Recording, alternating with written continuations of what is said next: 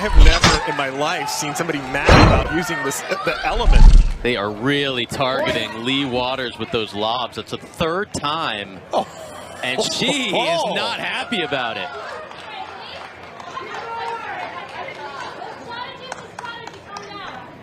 What do you do when you think your opponents have an unfair advantage? That cheating, that lobbing in the sun, that constantly speeding it up against the weaker player. They're hitting these crazy serves. Let's find out right now. Please leave your comments, please subscribe, and don't forget to have a good day.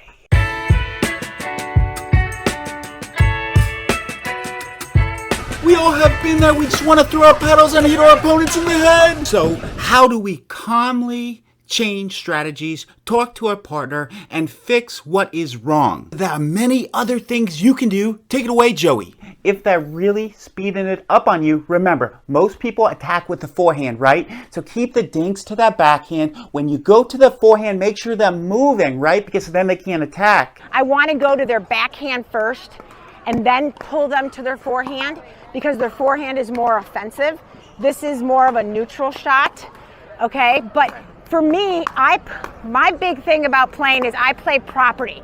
I don't normally play the opponent. I mean, I know the weaknesses of the opponent, but I play property. So I know that I have this shot, I have this shot, I have this shot, I have this shot, right? I mean, I have so many options in this box. So you can't just hit to the left foot and then they're ready and then they'll flick at you, right? Or they'll lob, okay? So the whole point is my goal is to always keep my opponent off balance, okay? And that's varying speeds, heights.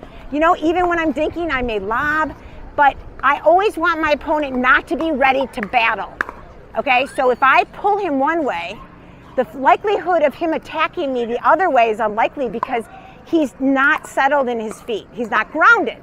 So if you can move them, and you'll watch the pros never hit to the same spot. Why? Because they don't want their opponent to be ready to battle. If you're the weaker player and they're constantly targeting you, they're dinking at you, you don't know what to do, dink middle more. This will help you get your partner involved. Try some Ernies.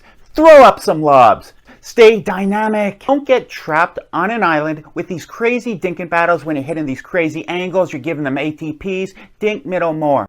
Dinking middle is so effective. Take a look at the man in yellow. He is getting targeted and he's hitting somewhat passive dinks, right? And look at that dink middle. What does it do? It causes a pop-up. And I'll put it in slow motion. Look at that dink middle. It is about an inch or two past the kitchen line, and it should be done a lot more. If they're constantly driving that third shot, I would suggest a slice return. This stays low, it penetrates through the court, and it will help you get in more dinking battles. It really will. I would also suggest to turn the tables on them. Try for some harder serves yourself. This will help you get some shorter balls. You can drive the third ball. Get in your comfort zone. This is what will happen if you hit a short return against bangers. You don't want to do this. A return sat up too much. It gave me a chance to shake and bake. I pinched middle. And that's what happens a lot. How do you prevent this? I would recommend a slice return. Slice return stays low. You see Ben Johns, the best player in the world, he hits slice returns all the time. Look at how effective this slice return is. Mark Napatovich is a senior pro, extremely good player,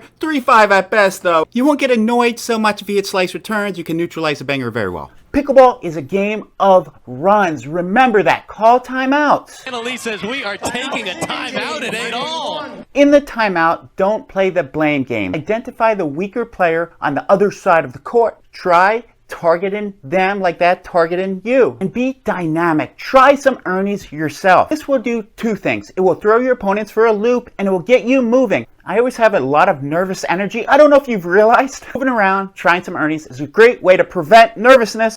Finally, how do you handle a lob? Because everyone gets so annoyed when people lob in the sun. You do have to deal with that in the elements. This point has a lot of lobs. What I would recommend when people are lobbing is hit it down the middle two times, then hit an angle out wide like Mark just did. I believe they could have hit 2 less overheads if they hit down the middle twice, then out wide. It really works. I could show you a lot of examples. I just don't have time right now. I've done a lot of videos on lob coverage. You can check them out. Ball lovers, any other strategies, please leave the comments, please subscribe, and don't forget, here at the Pickleball Pirates, we may love pickleball just as much as you do. I know it's tough to believe, but it's true.